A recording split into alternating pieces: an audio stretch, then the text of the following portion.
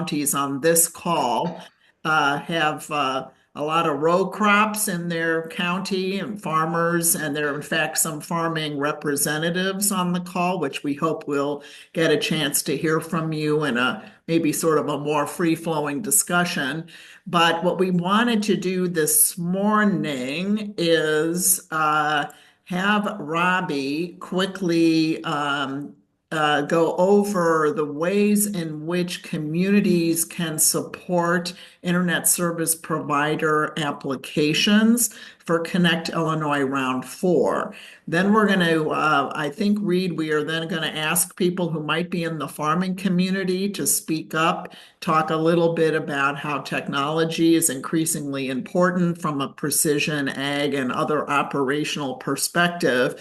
And then we're going to turn it over to our partner, John Kostelnick, I should say, Professor John Kostelnick, and director of the Adlai Stevenson Center at Illinois State University, who's been doing some agricultural economic modeling for our counties that have been in the Broadband Breakthrough Program. And then he and his students work on some vertical asset mapping, and we provide these tools to each county so that it really, I think, is a very persuasive way to, God forbid anybody is still on the fence about whether broadband's important. I think these tools really help you articulate the economic impact that good, speedy broadband can have on your farming economy.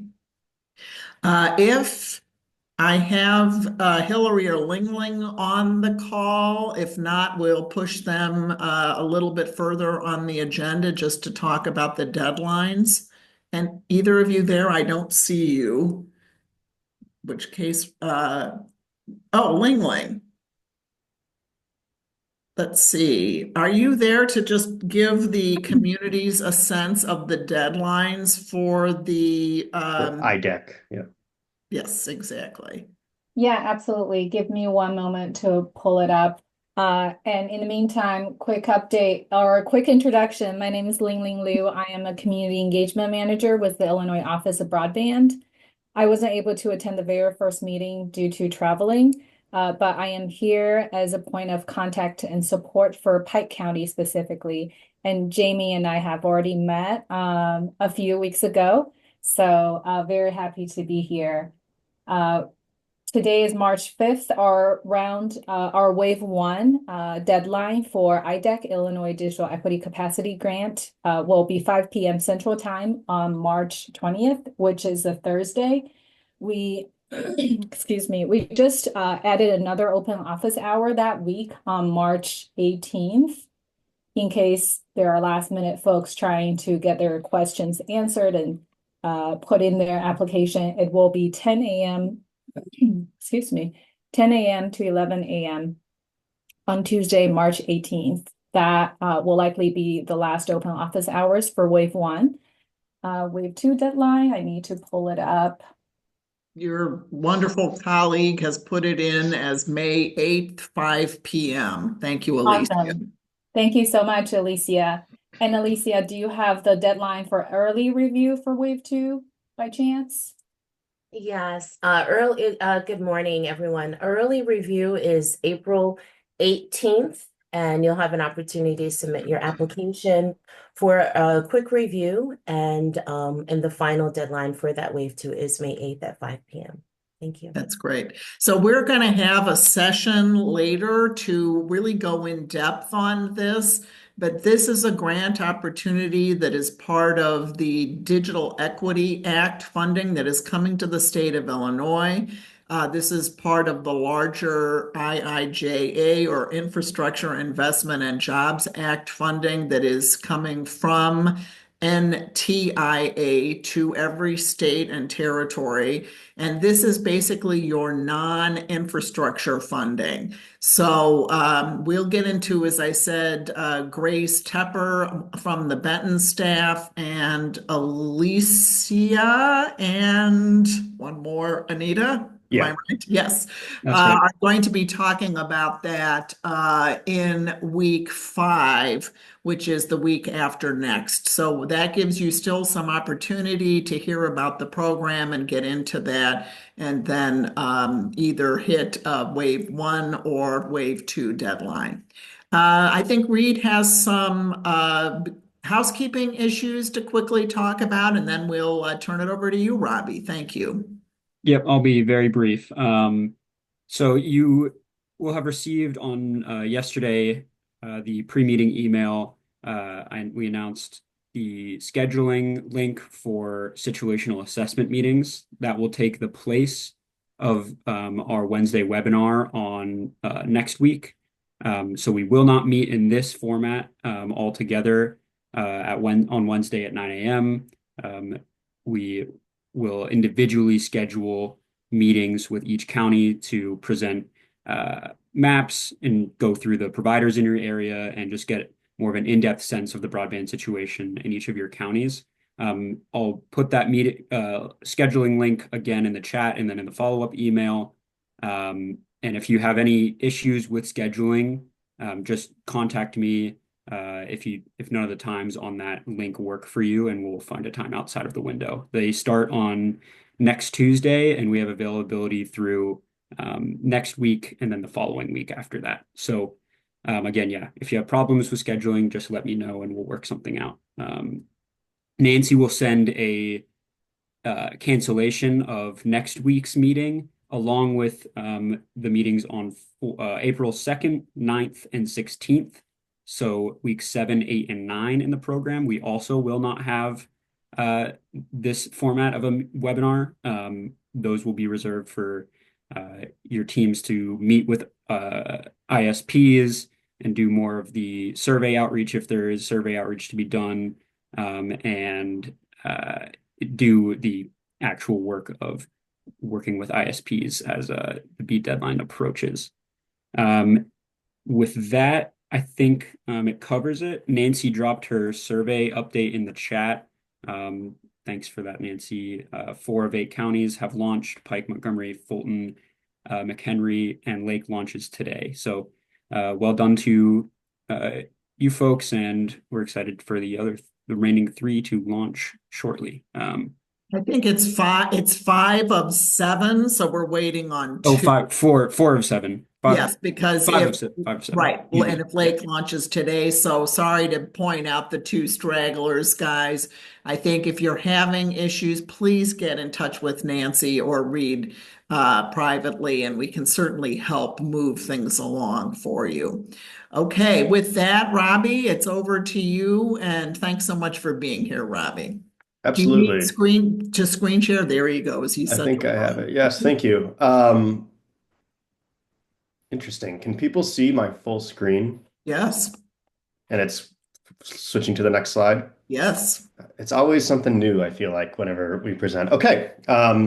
Great. Welcome, everybody. My name is Robbie Macbeth. I'm with the Illinois Broadband Lab, which is kind of the University of Illinois side of a key partnership with the Office of Broadband.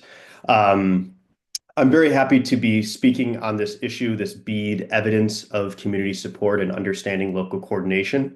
And I'm going to kind of immediately just jump into to say we helped kind of create this guidance document, and I think Reid will probably share the link as well as the FAQ in the chat. This is really the kind of like one main document to guide communities as well as internet service providers and just understanding this portion of the BEAD application. I'm really happy to speak on this topic because it really aligns with some strong values that I hold around having communities have a voice and an understanding of their broadband needs and actually have that deliver real world impacts on their infrastructure future. So this process is kind of how you get your voice and your opinion heard as a county or as a community in the broadband infrastructure process. You can kind of slightly sort of tip the scales towards providers that promise, for example, greater affordability or better coverage in a region. It's a way to kind of get your preferences known to the excellent merit review team that's going to be reviewing all of these BEAD applications. I'll probably say it more than once, but just to reiterate, because there's often a lot of confusion, any sort of community support does not get emailed to the Office of Broadband. It ultimately goes to the internet service providers for them to include in their BEAD application. So that only, I think, emphasizes the need for the relationships that you kind of develop with your internet service providers in your area, because you'll ultimately be sending your evidence of community support to them for the application. So let's go ahead and get started. I wasn't able to join last week, but I understand that BEAD was covered. This was Illinois, also known as Illinois Connect Round 4. So you can think of them as interchangeable. We're talking about $1 billion. It's mostly about universal coverage for unserved and underserved.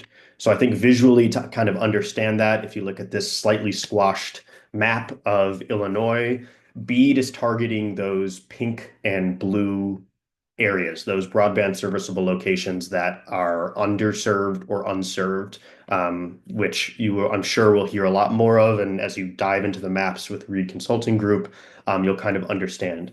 I will say, though, that this evidence of local coordination process, what I'm going to be describing is for the BEAD process, but it absolutely has application beyond BEAD for future infrastructure dollars, for rural USDA infrastructure grant dollars. This is really, pretty shape, it can be applied to a variety of different infrastructure grant proposals. So there are going to be some specifics around the BEAD program, but in general, this process, I think, is one of the best things a county and a community can do to get organized, to kind of make your preferences known and how to kind of go about relationships with internet service providers. So just to give a kind of sneak peek around what the scoring rubric looks like for BEAD applications, the merit review team will be using this rubric. So there's a lot of different factors that go into scoring points to ultimately determine who will get funding, to basically get funding for certain PAUs or different areas across the state. So there's a lot of different things: affordability, fair labor practices, open access, things like this. What I'm going to be speaking on today is the process that we call local coordination, which stands for 10% of a BEAD application. So local coordination, it's pretty self-explanatory how ISPs and counties and communities are coordinating locally with the infrastructure dollars. And so that covers kind of two main sub groups. One is evidence of community support. So, does this application to BEAD have community buy-in? That gives ultimately 5% of the BEAD application. And then the other 5% is more financially focused. It's about verified financial commitment from the community. I'll touch briefly on the financial portion, but this is mostly going to be about the 5% for evidence of community support. So let me kind of stay. I'll go to this one. So when we're looking at evidence of community support, as it pertains to the BEAD program, there's ultimately 5 different categories. We've gotten a lot of questions, and it's in the FAQ, do we need to have all 5 pieces to score the most points? And the answer is no. You can just do a letter of support. It might not receive full credit or points ultimately, but the idea is that all of these kind of work together as an example of evidence of community support. So example A is specific letters of support, which is the main one that I'm going to be detailing on this presentation. But other documents of evidence of community support include the degree to which the project fits into an existing community strategic plan or commitments from the community, recent surveys that cover a broad spectrum of the community with statistically meaningful results, evidence of community outreach efforts to gauge interest in the public on the project, and then other community feedback or community engagement.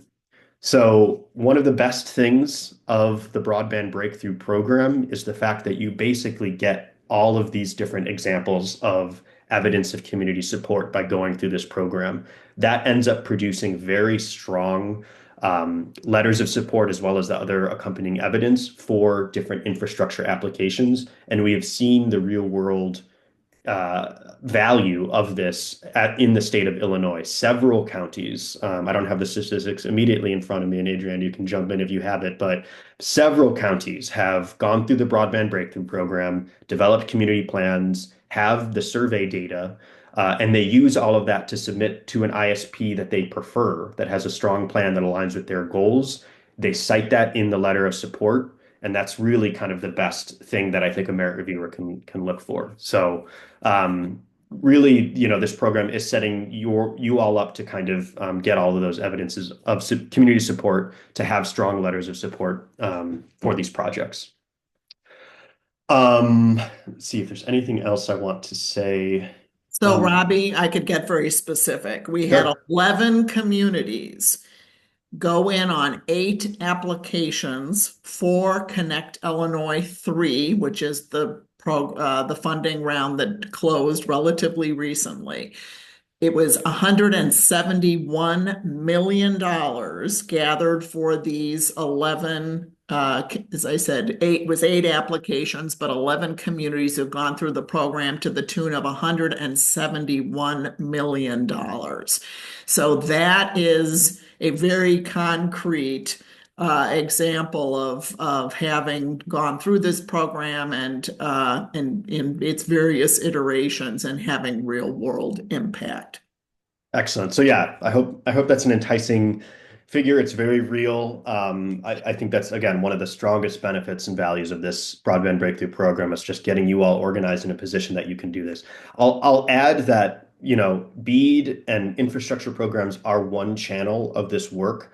But like I said, there are a lot of other funding opportunities when it comes to broadband infrastructure, as well as digital equity projects and the likes. So that's really multifaceted in the sense of how your work through this program can eventually get applied to bring dollars and organizing might basically to your county for improved connectivity and digital equity outcomes.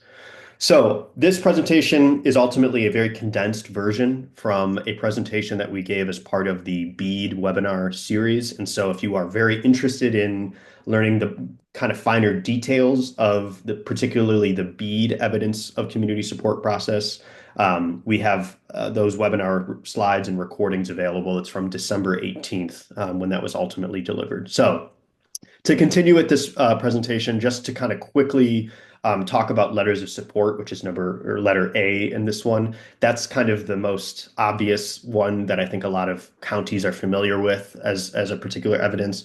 So just to clarify what's valuable for letters of support for the BEAD program standpoint specifically is that you're looking for genuine localized endorsements for specific projects. That's, I think, what's ultimately going to be most rewarded with the merit review teams. We have seen a lot of mass templates go out from internet service providers, which is basically just like fill in your name and your title. We have the letter of support to go with you. Those will ultimately probably be scored lower than something that comes across as being genuine and localized and shows that the community is actually kind of engaged in this process and has a relationship with the internet service provider. So that's really the main characteristic that I want to emphasize. But again, the guidance document has much more detailed criteria and examples and things to go for. So this is just a little bit going into a little finer detail about these letters of support. The other kind of characteristic that I think would lead to highest scoring is to basically use example A there, your letter of support, to cite other evidence of community support that you have developed. So in this Broadband Breakthrough Program, if you're doing surveying, if you held a community meeting, if you had a one-on-one with an internet service provider, citing those things as well as submitting those documents really bolsters the letter of support, because you're saying we've done our work, we're informed on this, we've heard from our community members about the connectivity challenges that they have, and this internet service provider's application meets the needs that we're trying to have met as far as connectivity. That's really what I think we're all looking for, the depth and breadth of support as well. And just as a quick reminder, anyone can ultimately provide an evidence of community support or letter of support. So if you're in a position where you're a county administrator, that is really strong. If you have a local librarian, if you have a representative from your farm bureau, everybody can kind of submit a letter of support, with their respective institutions or individually. Again, it goes to the internet service provider. So really establishing strong relationships is an important thing there. So just really quickly, the other 5% of local coordination is financial commitments from communities. So this can be, I believe the ARPA deadline has passed, but for a lot of counties, there have been some dollars through previous federal legislation or other kind of county efforts. And so if you kind of in a way, show up with a financial commitment in some kind to say we support this application and are willing to contribute X amount of dollars, that will also be scored accordingly in the merit review process. Okay, so I mentioned really quickly, we'll talk about best practices for the letter of support. I've gotten the question before of how come you all just don't have a template basically on the Illinois Office of Broadband website? And the rationale for that is we're not looking for kind of boilerplate letters of support. Ultimately, we want to guide as best as possible, but I think we want to emphasize the genuine local support is kind of really what's going to be highly valued. So in that guidance document that I shared at the beginning of the presentation, there is a sample framework to give you all a sense of, okay, what does a letter of support ultimately kind of look like? And so you can kind of see that on the right there. It's, an introduction, support for broadband expansion, who are you actually advocating for, which internet service provider, what experience have you had with the applicant, and then just being very clear what it is that you're ultimately supporting, I think is what we're looking to see. So now I just want to jump really quickly to when we presented in December 18th. We actually had previous broadband breakthrough county members speak about their experience, people that had produced really strong letters of support that did ultimately kind of tip things in the favor of their preferred provider in the area. So we had Callie McGinnis from Connect Massac County present on her thing. So this will kind of give you all, I think, a little bit of a preview of some of the types of deliverables of evidence of community support you can expect from the Broadband Breakthrough Program and how that ultimately kind of feeds into this process. So they received these maps through their surveying, through the FCC and others. They did a massive amount of surveying. They got a lot of great quotes of people experiencing a lot of frustration, even in a not so populated county like Massac. They had hard numbers here of saying 715 people took the survey, representing 5.2% of the county's population. All of these things, if they have an effect on you as just like kind of the general public, they're definitely going to have an effect on merit reviewers that are kind of looking at these sorts of things. And so having this hard data, this would count as statistically relevant community survey. So they would submit, some of the findings from that in their BEAD application, or an ISP would, and then they would cite that in their letter of support to kind of talk about these different things. Here really quickly, just, it's a kind of simple priority strategy that Kaylee had mentioned, which is it really is important to get in contact with internet service providers early so that you can understand what their applications processes look like, where they're planning to propose, and ultimately maybe to make them aware to say, look, we have surveying data that says these PAUs that are adjacent to where you were proposing to build out, there's a strong need there. Would you consider expanding into our area around there? So I'm very pleased with the development of the Broadband Breakthrough Program with Reid Consulting Group joining to really kind of lean into that matchmaking process, because it will be incredibly important for that coordination aspect for evidence of local community support. So letters of support kind of comes later. I think it's preemptive to kind of jump there in the same way of like if an ISP comes to you and requests a letter of support, and you're sort of like, I don't really know anything about this person. Recognize that should come later in the process. At the end of the day, the relationship should kind of happen earlier, and then I think the letters of support should be genuine after the fact. And then unfortunately, she was, wise to also kind of say, not unfortunately, but truthfully, that a lot of it is going to be hurry up and wait aspect of this. There's going to be a lot of movement of a relationship and an idea, but then there's going to be deadlines and getting things in. So it's not necessarily going to be a smooth, gradual process for a lot of these things. So just to kind of build that into some of your timelines and things as well. But you can see here something that I think is a really strong visual that was developed by Macoupin County.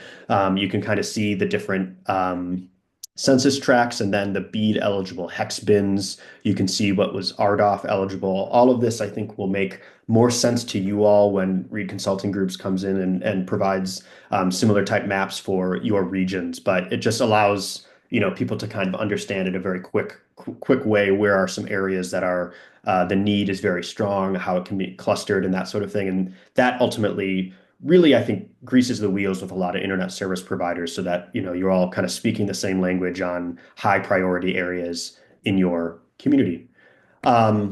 The other person that spoke is Bailey Conradi from Champaign County Farm Bureau. Their local coordination effort was unbelievable, basically, that Champaign embarked on, where they were attending meetings with the Farm Bureau, literally going door to door. And kind of they had a pretty strong community network in Champaign County. But when you're dealing with things as they were dealing with drainage tiles, and just kind of very bizarre boundaries with trying to get connectivity everywhere, it was really important for them to make sure everybody was on the same page. They really had a really intensive local coordination process, and so she had a lot of key information to share. It was ultimately really successful. They had a variety of projects funded to extend not just within the Champaign-Urbana kind of fiber center of the two respective towns and the campuses, but actually really stretching fully with the entire Champaign County. So some of her pieces of advice were always about communication. Some of these issues can be generally there's bipartisan support, as Adrienne had mentioned at the start of the presentation of, usually you don't have to make the case for better broadband, but a lot of times people are going to be leery, particularly farmers, who have a long history around right of way, respecting kind of county boundaries, these sorts of things. So it's really important, I think, to have trusted people within your community communicating what the desires are with transparency and everything else. So that was a really important takeaway. If you can find passionate people to kind of be the boots on the ground, it can just go a long way in terms of not having any miscommunication or mistrust develop in the process. She had also mentioned that, really understand that community members, maybe fellow people on your county boards or other political representatives are not broadband experts. A lot of this stuff can be pretty jargony, especially when you're talking about symmetrical speeds or what's an actual appropriate speed that we can use or different technologies. So, her advice was ultimately to avoid jargon, be very specific, focus basically on what are the outcomes of better broadband? What does that look like? We can get there. We're applying for stronger funding, just recognizing some of the general motivations that people might have.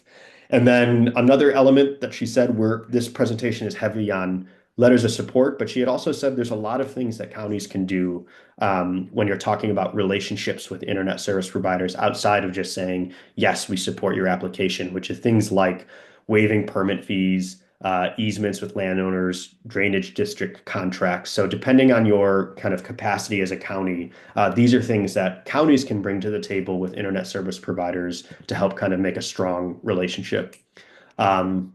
And then finally, this is just some examples that she had about things that they ultimately cited in some of their applications for infrastructure, which were some of the town hall meetings they had with internet service providers. And Farm Bureau members were asked to write letters of support with personal examples of issues around broadband. All of this is tremendous for a merit review team to receive when they're kind of determining, okay, which of these ISPs should have funding ultimately for this program. So I'm almost done. I just want to wrap up here on also included in the guidance document is some helpful gathering considerations and questions for when you do meet with providers. So Tony Grant helped us with developing some of this. Some people really come with a long list to say, this is what we want from a county, and that's not necessarily a bad thing. I would just say there are many parts of the conversation that you will have with an internet service provider. So this guide basically is at the end of the guide, it's kind of a effort to just sort of like coalesce some key concerns that your county may want to bring up in conversation with an internet service provider. So things like, where are you planning to build? What type of technology? What type of affordability commitments is a big one, because a lot of times internet service providers, if not pushed, will kind of do whatever they can to sort of set the race that will kind of maximize their revenue. But very often that's, one of the strongest elements to get community support is this idea of saying, we as an internet service provider will have this affordability commitment, meaning some type of tier pricing or intro pricing, maybe even free for at certain speeds. And that is something that, really generates strong community support. But there's also digital equity aspects. Sometimes counties push for device giveaways or setting up an opportunity hub of some kind, like a community technology center, advocating for a particular community anchor institution to have robust connectivity. So this is where your specific county needs can kind of make themselves known for the providers. And then there's kind of even more details here, resources about how to do accountability with these internet service providers so that you can be in a position where you're as informed as possible when you're meeting with these internet service providers.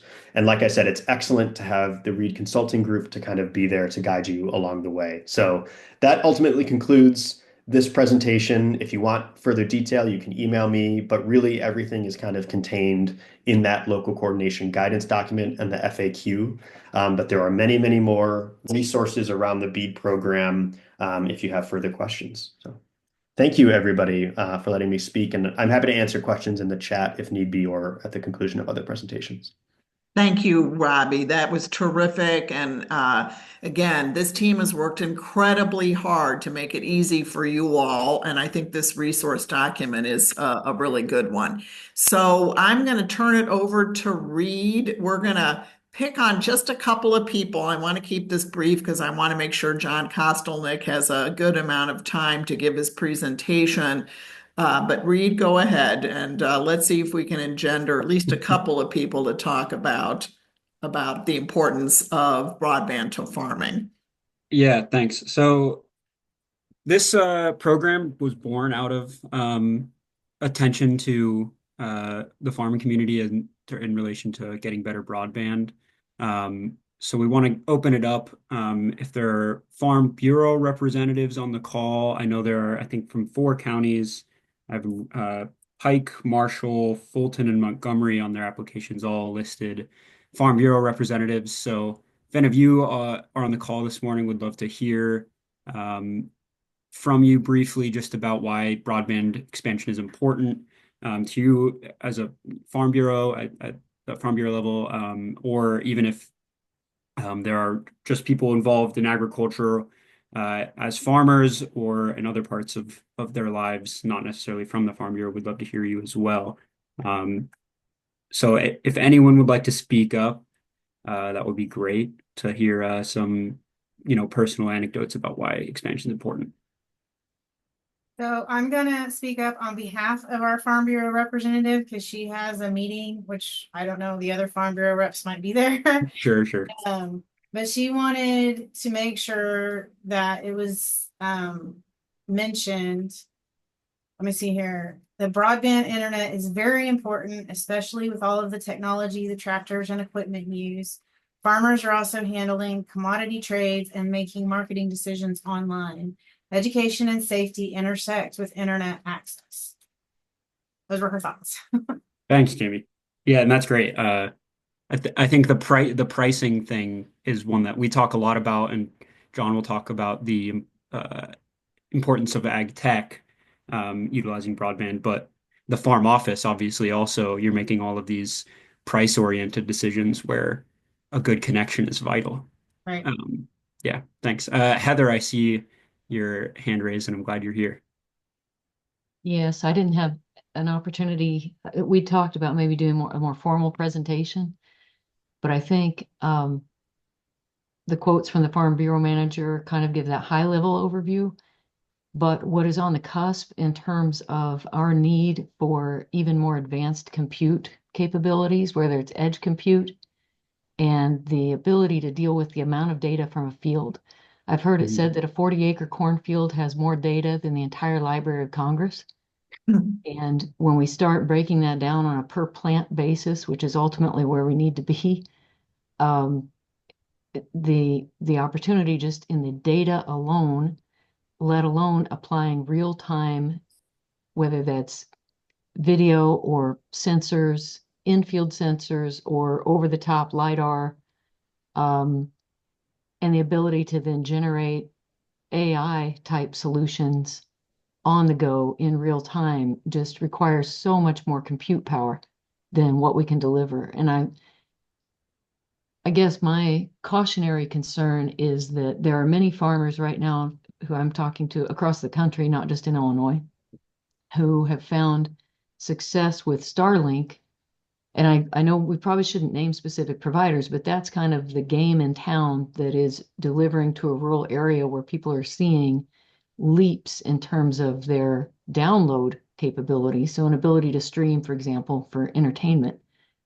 But my concern is over time that LEO or low Earth orbit satellite solution could be limited when we really start uploading more data and expect it to do things when we have to make actual decisions.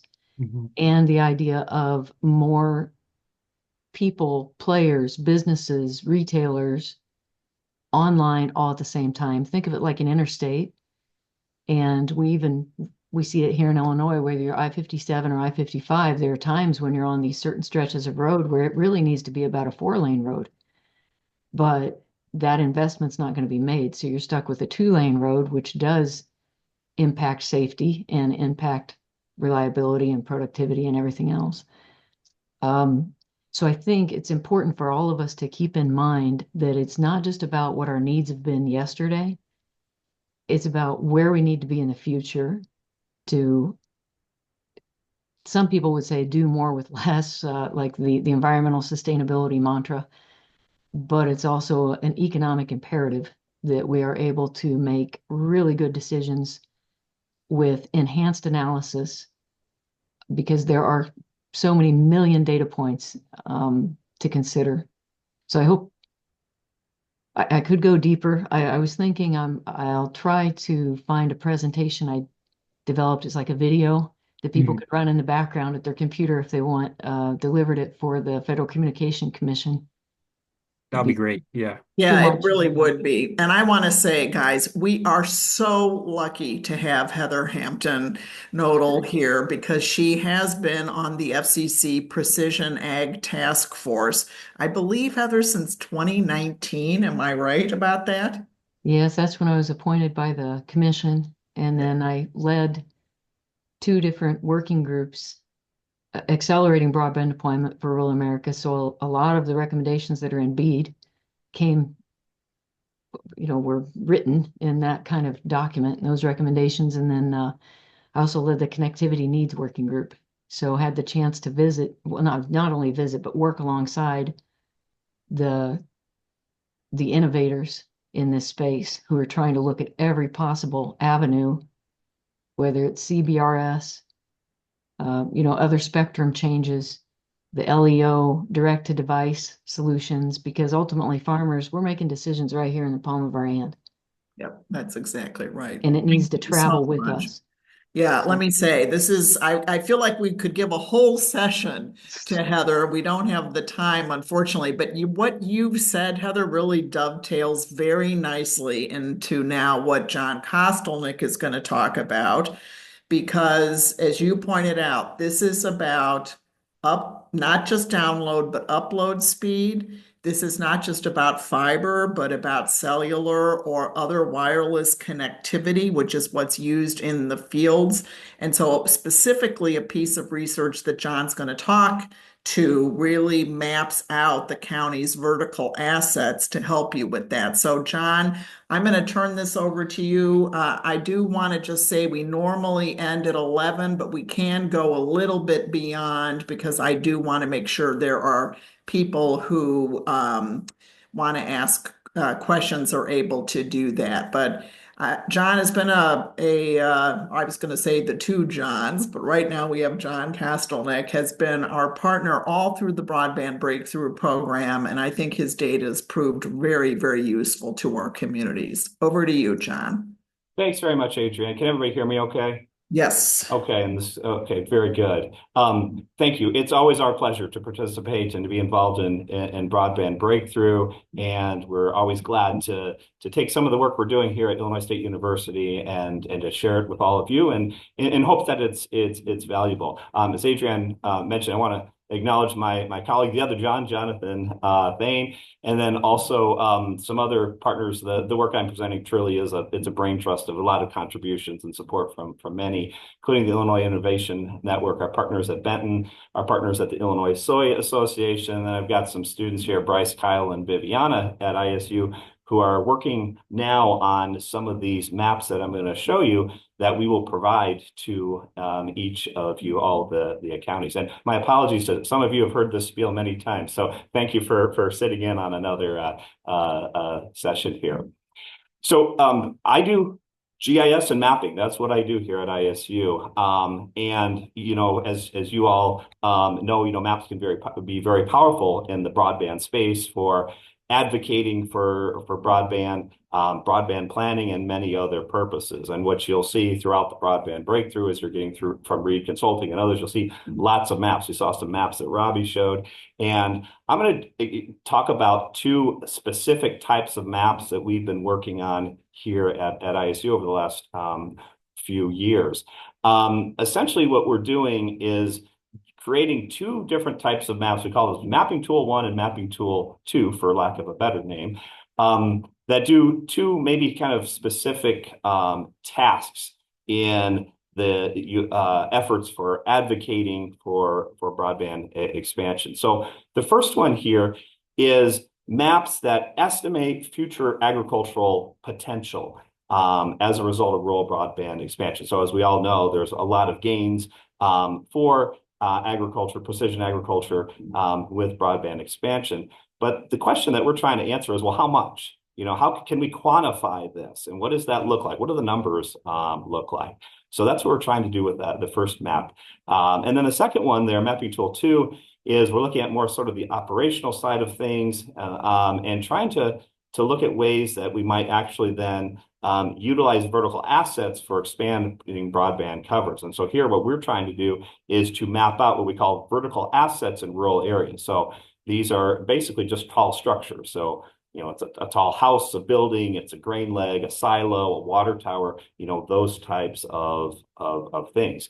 What we've been doing here is over the last few years is we've been chipping away at the state as a whole. So every time we do a broadband breakthrough, it's another 5, 6, 7 counties that we can add to the inventory of these, with eventually the goal to cover the vast majority of the state.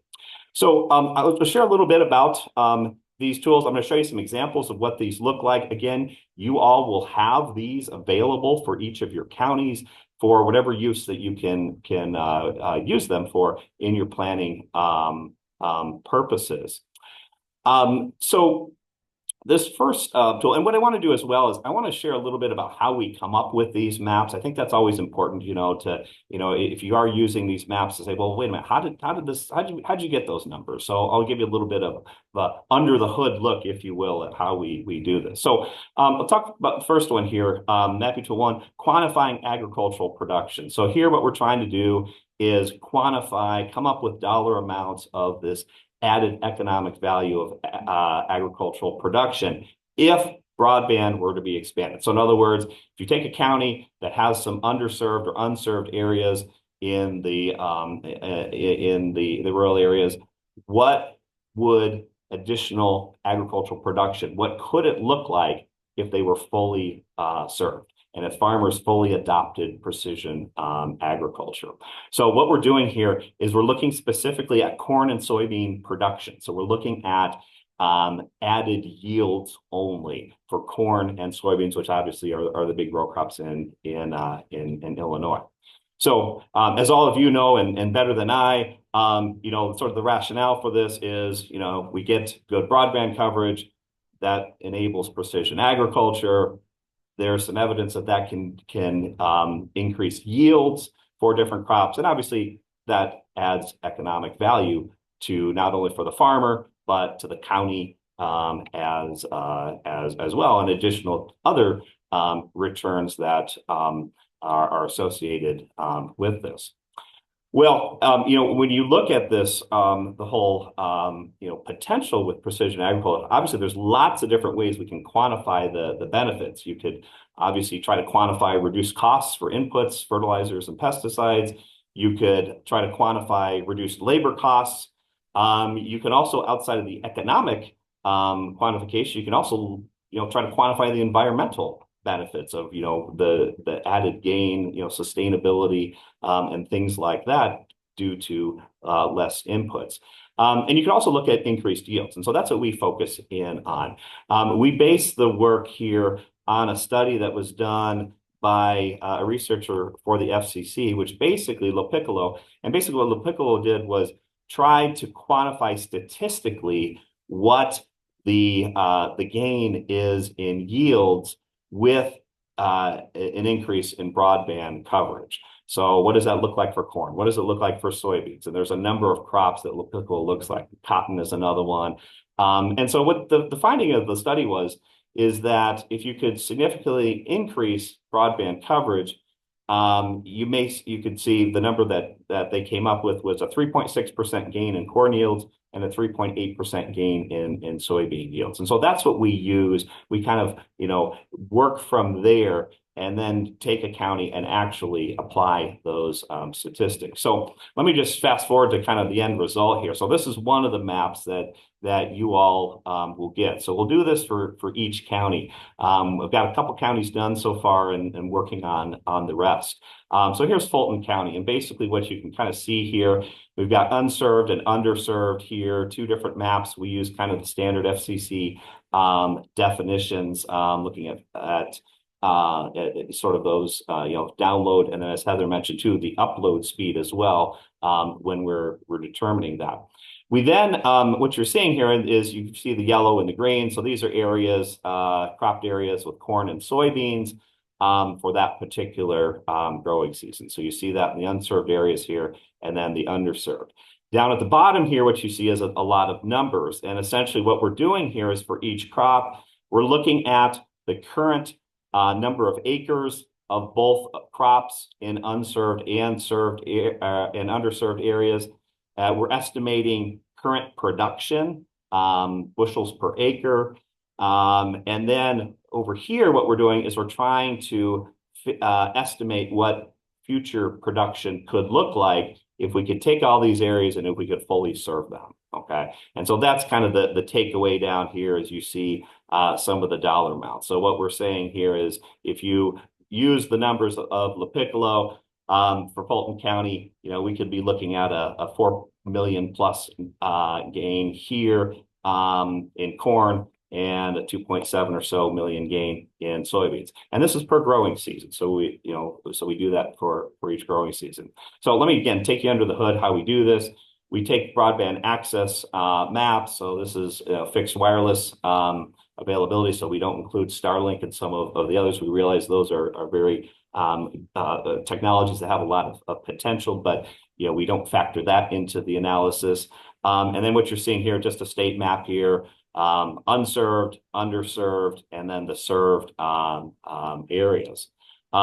This is the cropland data layer, which some of you may be familiar with. So USDA puts this out every year. Basically, for every growing season, it's a very detailed map showing, where the different types of crops that are grown in the agricultural area. So obviously, a lot of yellow and green here, the corn and soybeans in Illinois. So let me just run you through our county. So this is McLean County, where ISU is here in Bloomington Normal. So we start with the county. We'll do this analysis for the underserved areas. So there you see underserved areas here in this turquoise area. And then what we do is we get the cropland data layer map here. And then we just essentially in the GIS, we just intersect those. So now what I've done is I've isolated corn and soybean production in the underserved areas. Now, once I've done that, what I can do is I can go in and start doing some of these calculations. I can calculate the acres of each of those corn and soybeans, both that you see here on the screen. I could then calculate average number of bushels. So here we just use the USDA, the seasonal averages that they publish for every county. So 205 bushels per acre of corn, 66.5 bushels acres of soybeans. So we can get that. And then this is where we bring in the Piccolo numbers. So we say, okay, what if we could completely have great broadband and a lot of precision agriculture done? Let's apply those additional yields. And so that's what we get there. And then finally, what we do is for those additional yields, we take the price per bushel and sort of averages for that point in time. And then if we multiply it out, that's how we get the values there. So again, we're trying to just kind of, we know that there's these benefits, but we're trying to do a little, take it that next step and to do some quantification of what those numbers could look like. So again, and then we take from there, we make the map and the table that you see here. Now, obviously, when we do this, there are lots of assumptions, there are limitations, right? Any type of, forecasting or estimations, exercises like this. And so I want to, of course, be very upfront and clear on those. First, we're assuming that, farmers would adopt precision agriculture. And so, to maximize those gains, we're assuming that if broadband were there, that the farmers would do that. Whether or not that would be the case is debatable. We have not included additional economic gains. So when we see those numbers, we are not factoring in reduced costs for inputs or labor reduction or some of those things. Those, of course, have the potential to up those numbers, but we're just looking at the additional yields. We are doing these for one growing season as well. So when you look at that, that is sort of the assumption here is that would be per growing season or, every year. So it's a multiplier effect, when you look, 5 years, 10 years, and, for the cost of the investment of broadband expansion. One thing we haven't done yet that we'd like to do, that's on the list someday, is doing some validation of estimates. And what I really would like to do is, we've been doing these things for a couple of years now, is I'd actually kind of like to look back and take a county that has, expanded broadband coverage. What does the actual yield look like, based on what sort of some of our projections are? Hard to know, are these numbers, are we high, are we low? As we've developed this, our best guess is that we think these are conservative estimates. And that's been some of the reaction that we've gotten from folks when we've shown these numbers, given some of the factors listed above, but also given the fact that, as we know, a lot of times broadband coverage maps, if they have faults, oftentimes it's because they are overestimating the coverage. And so if that's the case, then there likely are agricultural areas that might on the map say they're served, that actually are underserved or unserved that are not included in our analysis. So that's part of the reason why we think, if anything, maybe these numbers are even skewing lower. Okay, so that's a little bit of that tool. Let me share a little bit about the second tool here. So here what we're doing is we're mapping vertical assets.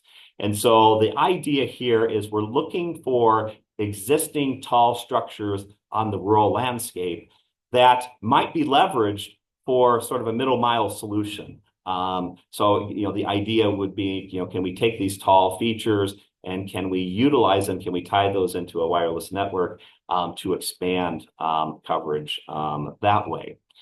So, as many of you are familiar with sort of these concepts, the middle mile essentially can connect the first mile and the last mile.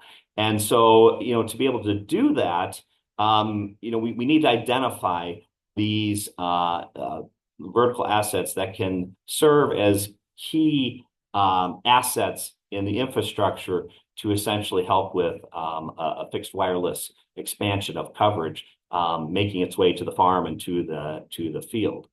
And so when we talk about vertical assets, we're thinking anything that's not a tree, that's a tall structure, in rural areas. So things like grain silos, a grain leg, a water tower, some other tall structure. That's what we are trying to do, is we're trying to map those vertical assets in every county. Well, the question then is, have we already mapped some of those, or do we need to really start from scratch? And the answer is, yeah, there's most counties, the vast majority don't have these types of structures mapped in a way that we can, that makes them easy to use. The closest thing that's available for, sort of county by county is something called the digital obstacle file that the FAA does. So this is McLean County, and what you're seeing is in the blue dots, these are tall structures that are 200 feet or taller. So this is obviously for air navigation. FAA is interested in this. And so you'll see these are a lot of large, we have wind farms in the area. That's what a lot of these are, some cell towers, things like that. Anything under 200 feet, though, is not going to be included. So if you have a grain bin, something that's 70 feet tall, it's not going to show up. So we have to essentially go in and map those out ourselves. So again, just to give you a little bit of an idea, we use LiDAR, which is used for mapping the Earth's surface in great detail and accuracy, laser point accuracy. And so what we can do is we can use LiDAR, we can extract our vertical assets as points from that. And so we can get a very accurate height as well. So it's not only knowing where they're at, but how tall is this feature, down to within a foot or two of accuracy. So that's essentially what we did. So here's, or what we do, here's some of these grain bins here. You could see them on the aerial imagery. We get the LiDAR.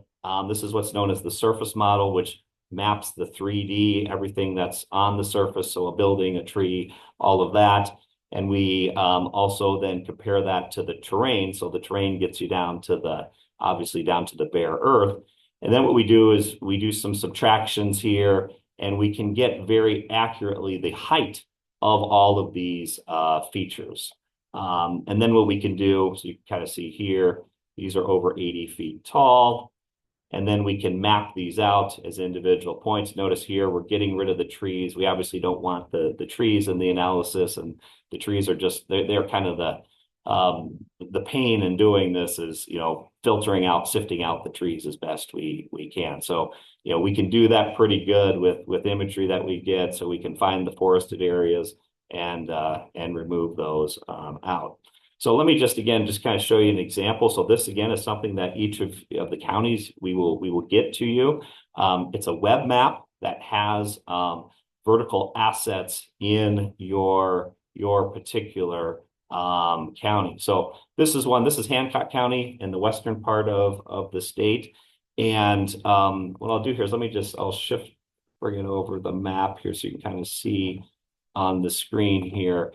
So you'll get a map like this, and then each of the little red dots is a vertical asset. What's helpful, I'll just show you kind of a little quick demo how a county might use this. We'll shift it to the imagery here. And then what I can do is for each one of these, I can click on a point, you can see the maximum height here. So if you're looking for assets of a certain height, what we could do is we could filter the map here. And in this case, let's just try to find anything that is greater than 50 feet. So we'll filter out the map here. And then now what you could see is on the map, you could see these red dots here. These are assets that are greater than 50 feet. So if I can go into one here, and you could see, let's just zoom in. We can see what we've got. Okay, there it is right there. So you can see we've got a bunch of grain bins and some silos and some things like that right here. What you'll also notice is you see these gray lines here. This is the parcel as well. So if you found something of interest, if you wanted to know who's the landowner, you can use the parcel number is right here. So you could look that up with your county and kind of figure out, who owns that property, if you wanted to make some contact there. So anyway, that's what the vertical assets, the maps look like. John, Yeah, go ahead, Could I just interject? please. I think it's important to know that the surveys that you're going to field ask people who might own these high points whether they'd be willing to host equipment on either a silo or a grain bin or such.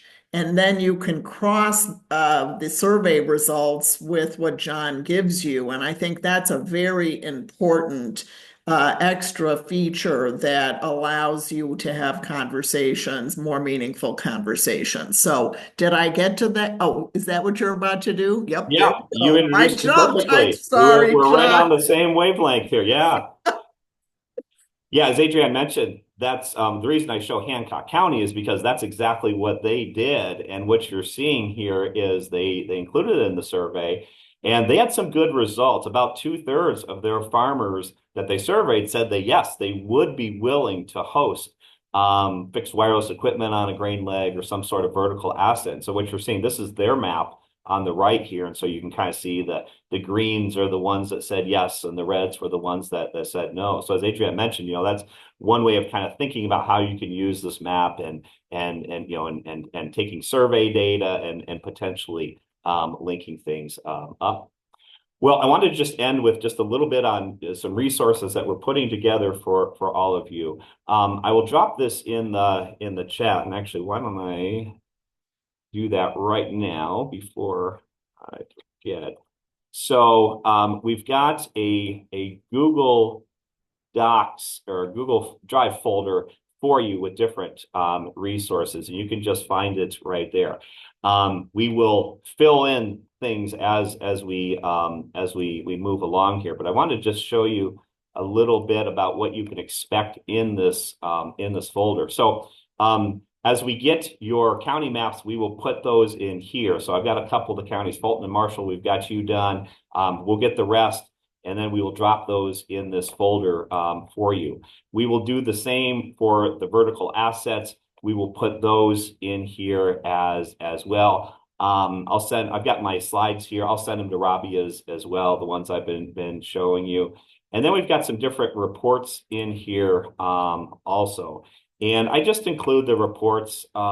Sometimes there's, somebody on the county planning team who's, really into GIS and wants to, get even more details of some of how we came up with some of this stuff. So those are in there as well. So you'll get your maps will be in there. I will also give you a little one pager that just kind of hits the bullets of what are we looking at here, how, some of that type of stuff. So there's a one pager for the agricultural yield.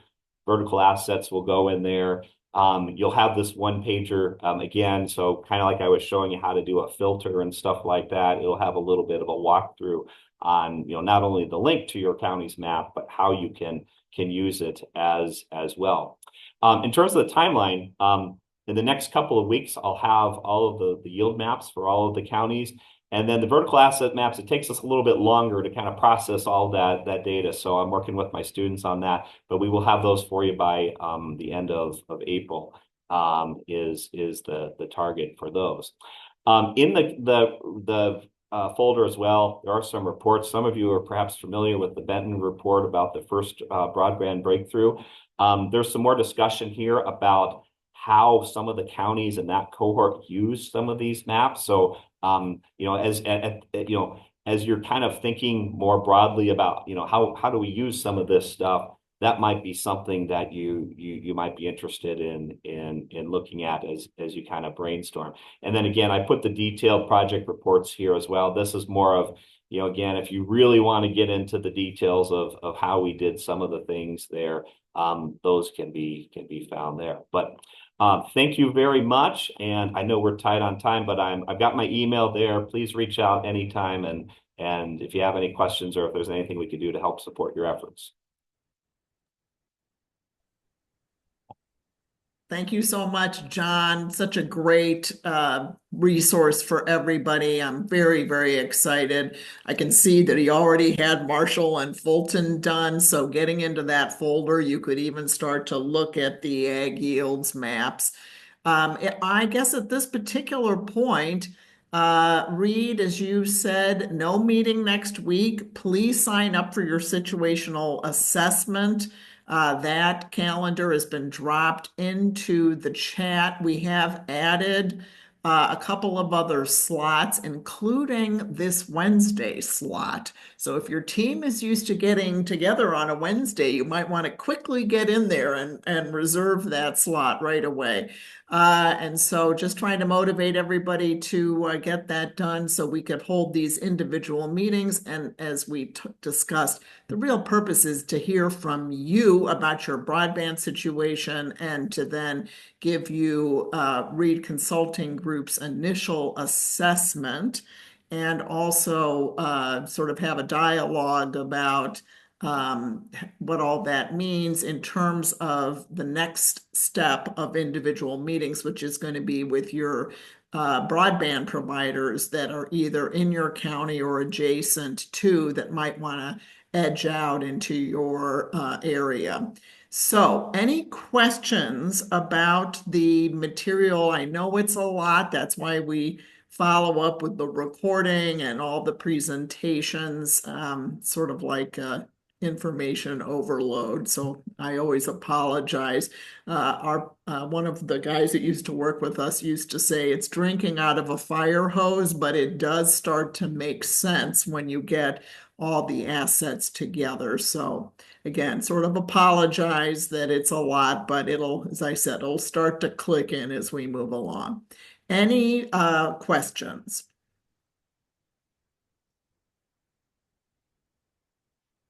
Yeah, there's a lot of stuff in the chat. So I again would urge you. Oh, Kay, is that how you pronounce your name? I'm so sorry from late. Yes. Yes, it is Kay. Thank you, Adrian. I just wanted to see who all we should involve in the situational assessment meeting. If it should be everyone from our group, all of our stakeholders that we've been, yes, I'm seeing nods from Reid and Adrian. Okay. Yeah, Great. as many as possible, we would say. We would encourage. Okay. It's great to have it be more of, we're delivering the information that we have, but it's important to get feedback and a sense on the ground as well, I think.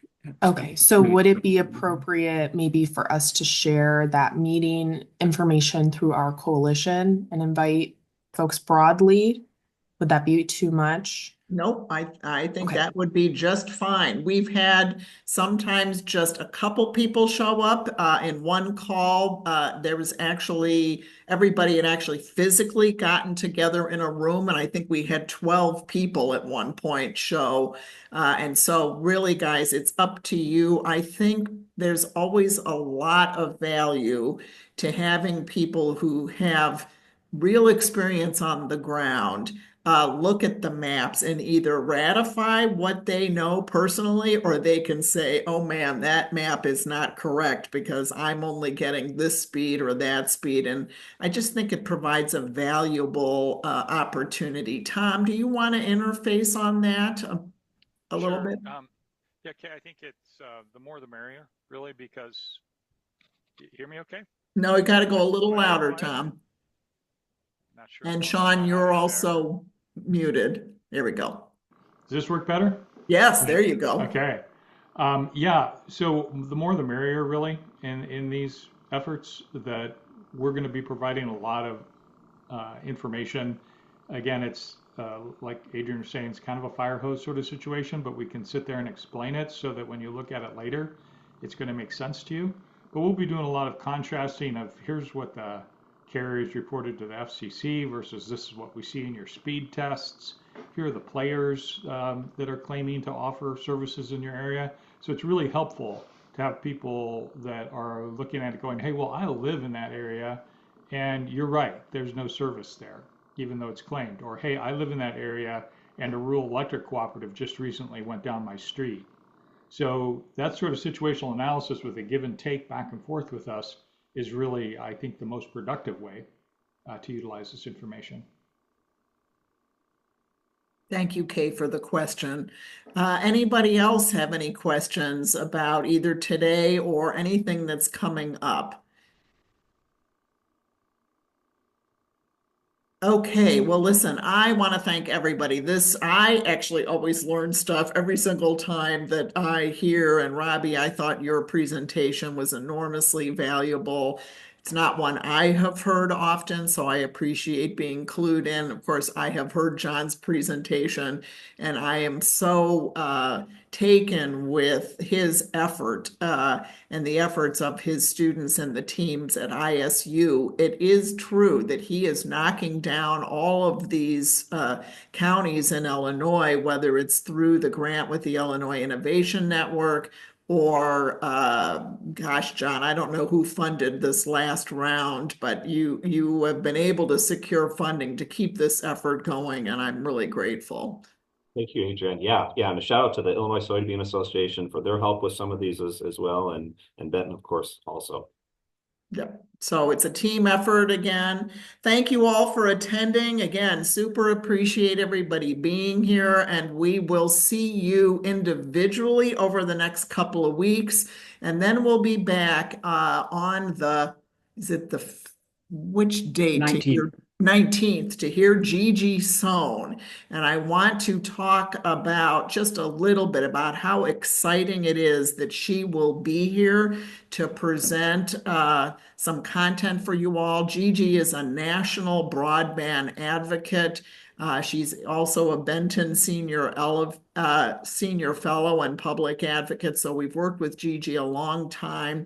She was actually up to be nominated for an FCC commissioner slot and was shot down, I think, in a lot of respects because of how strong an advocate she is for the public interest. So I think that because she's such a fierce advocate for community, you're going to really enjoy hearing her presentation. And then the following week, we have people who are on this call talking about digital equity and opportunity, and that will be Grace Tepper and Anita and Alicia, who will go over sort of the really what I call hand in hand to infrastructure. You need to start thinking about how to get people online and take advantage of these networks so that you can bring true value to your communities.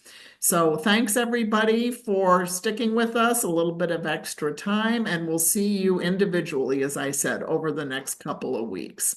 Thanks. Thanks, everyone. Take care. Reid, will you